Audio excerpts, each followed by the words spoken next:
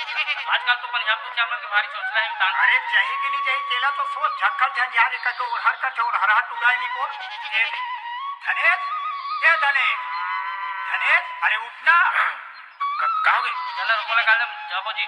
मैं नहीं जाऊँ यार, तबीयत खराब है, देखा नहीं हार्डकोर कापा थे, नहीं जाऊँ. झंझाना तोरो वाली तो जात हवाई कैसे बीता या धनेश जाबो ना जाबो, रोपा लगा पर जाबो. वो तो तबियत कब के खराब रही रे आपत रहे. मोर गुरुदेव सिखाए यार. आग लगे बस्ती में भाई अपने मस्ती में. जाऊँ ना रोपा लगा पर जाऊँ ना. अच्छा जानदार ले तो तैयार हो के आवे ताय आवाज हो तैयार हो के आवाज है हम जाओ तन सकेला था ना.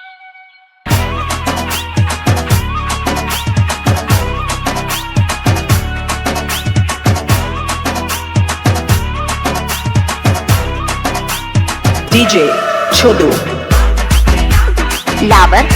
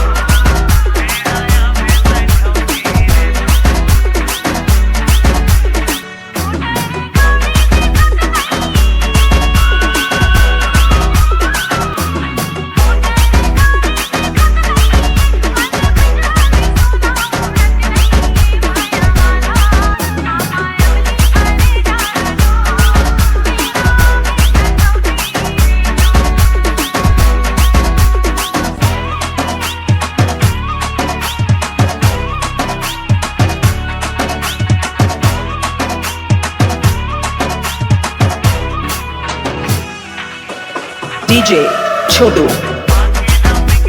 लावर